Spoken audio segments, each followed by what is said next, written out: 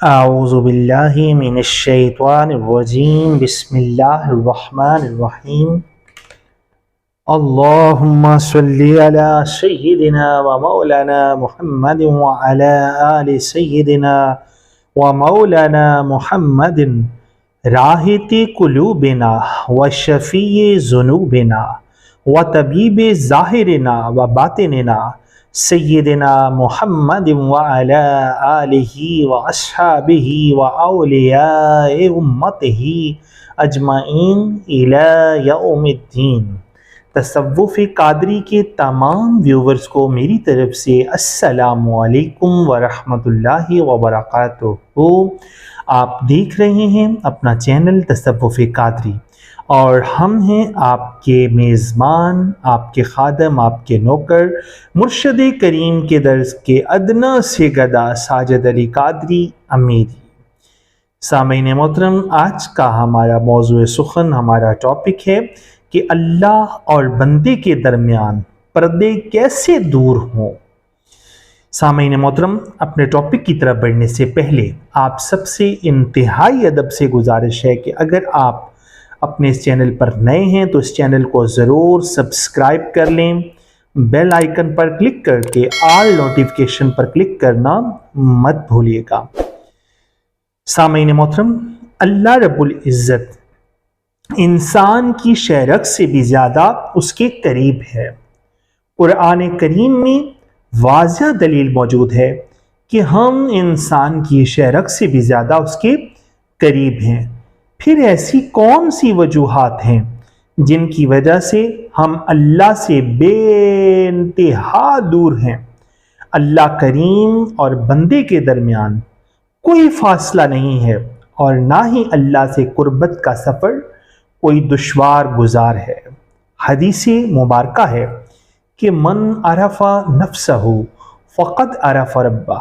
ترجمہ: جس شخص نے اپنے نفس یعنی اپنی ذات کی یا اپنی خودی کی پہچان کی، گویا اس نے اپنے رب کو پا لیا۔ صرف ایک کام اپنی ذات سے ملنا ہے آپ کو کہ میں کون ہوں، کیا ہوں۔ یہی ایک کام آپ کو اللہ کی پہچان کا سبب ہے۔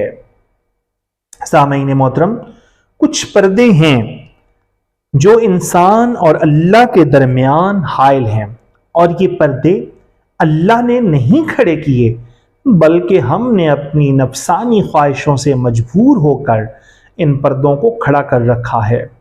اس کی ہی وجہ سے انسان اللہ کی معرفت، اللہ کا دیدار اور اللہ کی قربت سے محروم ہے۔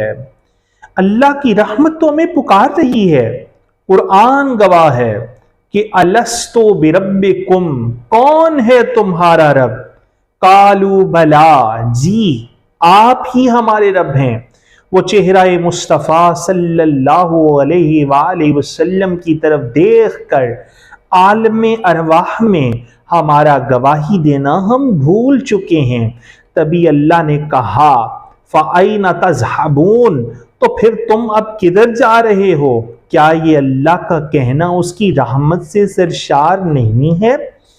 اسی محبت سے وہ مالک حقیقی ہی پوچھ سکتا ہے اور کوئی نہیں۔ اور ہم ہیں کہ حب دنیا، نفسانی خواہشات اور بہت سی دنیاوی چیزیں جو کہ سب کی سب فانی ہیں، انہیں اپنا محبوب بنائے ہوئے ہیں۔ اور اللہ کریم سورہ ال عمران میں فرما رہا ہے، اے محبوب انہیں خبر کر دیجئے کہ کیا تمہیں ان سب سے بہتر چیز کی خبر دوں؟ تو سامعین محترم، سب سے بہتر کیا ہے؟ سب سے بہتر اللہ کی محبت، اللہ سے عشق، اللہ کی رضا، اس کی خوشنودی، اس ذات حق سے وفا۔ اس سے بہتر تو اور کچھ ہو ہی نہیں سکتا۔ اللہ کی قربت، اللہ سے عشق، اللہ کا دیدار، مشاہدات نورانی تب ہی نصیب ہوتے ہیں جب انسان نفسانی خواہشات کو چھوڑتا ہے اور آرزوئے دید میں اپنا سب کچھ اللہ کے سپرد کرتا ہے۔ آخر کار یہ کون سے پردے ہیں جو انسان کو اللہ سے دور کر کے پستی میں دھکیل دیتے ہیں؟ سامعین محترم، پہلا پردہ کفر و شرک کا پردہ ہے۔ سامعین محترم، یاد رہے کہ صرف کلمہ توحید کا زبانی اقرار کر لینے سے یا مسلمان ہو جانے سے کفر و شرک ختم نہیں ہوتا، بلکہ کفر و شرک کی حقیقت کیا ہے؟ وہ ہر چیز جو اللہ کے سوا ہمارے دل میں سمائی ہوئی ہے وہ شرک پیدا کرتی ہے۔ نماز میں ہم کھڑے ہیں، اللہ کی بارگاہ میں ہوں اور محبت اور خیال گمان کسی غیر اللہ کا ہو تو ہمارے سجدے کسی کام کے نہیں۔ اسی کو تو شرک کہتے ہیں۔ سامعین محترم، جو ہمارے گمان و خیال میں ہے تو یہ کیا ہوا؟ شرک ہی ہوا، جس شرک سے ہم بے خبر ہیں۔ تو یہ سب سے بڑا پردہ ہے انسان کا اور اس کے رب کے درمیان، جس پردے کا تعلق علم باطن سے ہے۔ جب علم باطن ہمیں مرشد عطا کرتا ہے تو یہ پردہ چھٹ جاتا ہے اور دل میں اللہ کے سوا کچھ باقی نہیں بچتا۔ سامعین محترم، انسان اور اللہ کے درمیان دوسرا پردہ گمان ہے۔ بہت سے گمان ایسے ہیں جو شیطانی یا نفسانی یا حیوانی ہوتے ہیں، تو یہ گمان انسان کو اللہ سے دور کر دیتے ہیں، جیسا کہ قرآن کریم میں آیا ہے کہ اے ایمان والو بعض گمانوں سے بچو کیونکہ بعض گمان بھی گناہ ہیں۔ تو سامعین محترم، ان گمانوں کا پاکیزہ ہونا بے انتہا ضروری ہے، اور یہ گمان مرشد کریم کے چہرے کا تصور یعنی خیال مرشد اور سانسوں میں ذکر نفی اسبات کی مہک سے پاک ہوتے ہیں، اور ذکر اور تصور دونوں چیزیں ہمیں مرشد کے پاک سینہ سے ملتی ہیں، جن میں مرشد کی توجہات بھی گمانوں کو پاک کرنے کا ذریعہ بنتی ہے۔ اور جب انسان کے گمان و فہم میں بس ایک ہی ذات نقش ہو جاتی ہے تو گمان درست ہو جاتا ہے۔ سامعین محترم، تیسرا بڑا پردہ علم ہے، جیسا کہ فرمایا گیا العلم الحجاب الاکبر، یعنی علم بہت بڑا حجاب ہے، بہت بڑا پردہ ہے۔ اب ہمیں یہ سمجھنا ہے کہ کون سا علم۔ یہاں میرے حضور فرماتے ہیں کہ علم تین چیزوں کا مجموعہ ہے، عین سے عشق، لام سے لباس، میم سے محمد صلی اللہ علیہ وآلہ وسلم، یعنی آقا کریم رؤوف الرحیم صلی اللہ علیہ وآلہ وسلم کے مجازی لباس یعنی بشری لباس سے عشق کا نام علم ہے۔ اور کیونکہ معرفت میں لباس نفی پر ہے، اور اگر لباس کی نفی ہو یعنی لام کی نفی بھی ہو، عین اور میم باقی بچتا ہے، اور علم عشق محمد صلی اللہ علیہ وآلہ وسلم کے بغیر خالی اور ادھورا ہے۔ جس علم میں آقا کریم کا عشق نہ ہو وہ علم حجاب ہے، پردہ ہے، اور عشق کا تعلق زبانی اقرار سے نہیں ہے۔ جسے عشق ہو اس کی زبان سے تو سی بھی نہیں نکلتی، جو علم ہمیں تکفیر کی راہ پر ڈال دے، جہاں ہم ہر انسان کا رد کرنا شروع کر دیں اور خود کو بہتر جاننے لگیں، ایسا علم حجاب اکبر ہے۔ اسی لیے حضرت شاہ شمس تبریز رحمت اللہ تعالی علیہ نے جب مولانا رومی رحمت اللہ تعالی علیہ کی کتابیں حوض میں پھینکیں تو وہ چلانے لگے کہ یہ کیا کیا؟ تو آپ نے جب کتابیں جھاڑ جھاڑ کر نکالیں تو مولانا رومی حیران تھے اور پوچھنے لگے این چیست، یعنی یہ کیا ہے؟ وہاں حضرت شاہ شمس تبریز رحمت اللہ تعالی علیہ نے جواب دیا این حال، کہ یہ حال ہے، یعنی یہ کمال حال والے لوگوں کا ہے، اور کہنے لگے کہ تم کال والے یعنی حجاب و پردے میں ڈوبے علم والے ہم حال والوں کو کیا سمجھ پاؤ گے؟ تبھی حضرت مولانا روم رحمت اللہ تعالی علیہ نے اتنا بڑا منصب چھوڑا اور ایک فقیر سے بیعت کی اور اللہ سے عشق کا راز پا کر اپنے علم کو سیراب کیا۔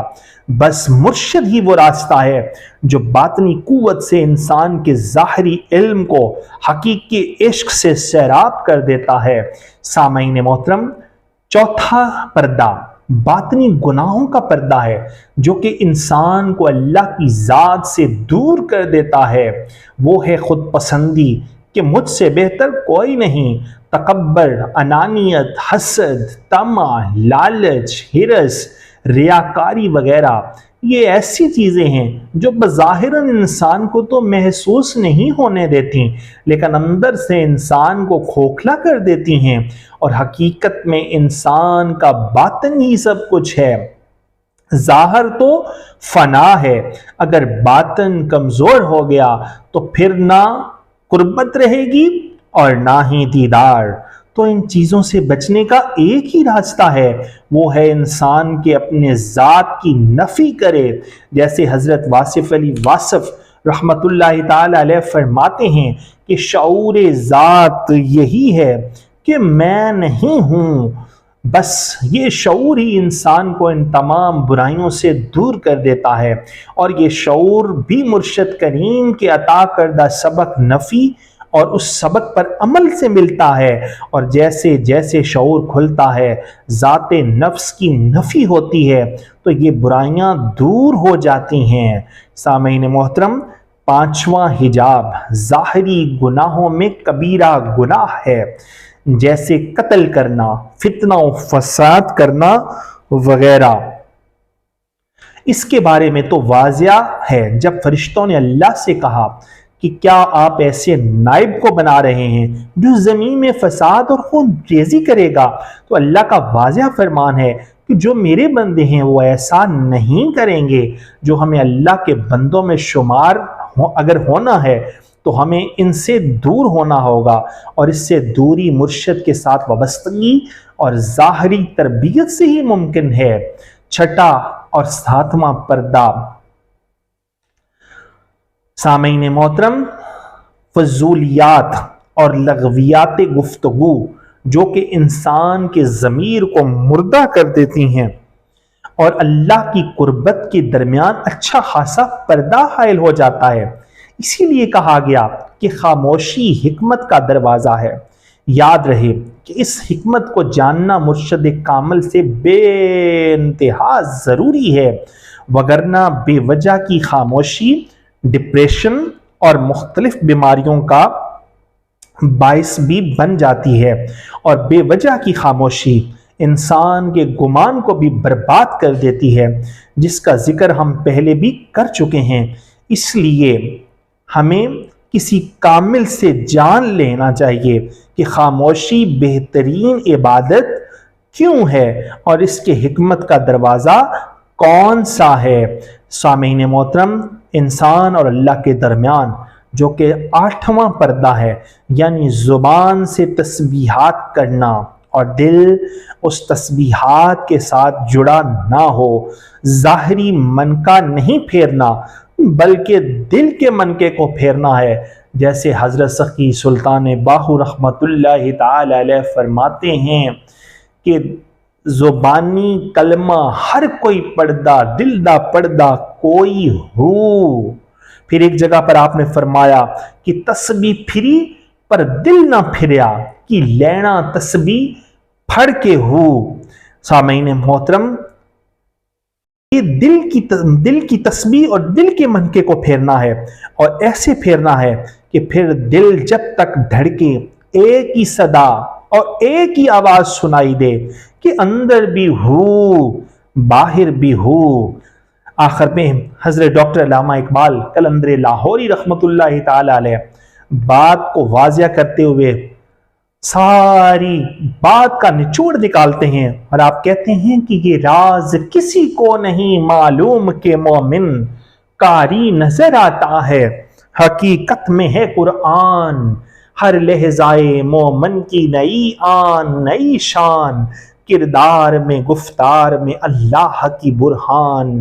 سامعین محترم، امید کرتا ہوں کہ آپ اس ویڈیو سے بے انتہا مستفیض ہوں گے۔ ویڈیو کو لائک کریں اور جتنا ہو سکے حق بات کو شیئر کریں، اور اگر آپ اس چینل پر نئے ہیں تو چینل کو ضرور سبسکرائب کر لیں۔ اگلی آنے والی ویڈیو تک کے لیے اپنے اس خادم کو، اپنے اس نوکر کو اجازت دیجیے۔ اللہ نگہبان، فی امان اللہ، وصلی اللہ تعالی علی حبیبہ خیر خلقہ نور عرشہ وزینت فرشہ سیدنا محمد وعلی آلہ واصحابہ واولیاء امتہ اجمعین الی یوم الدین۔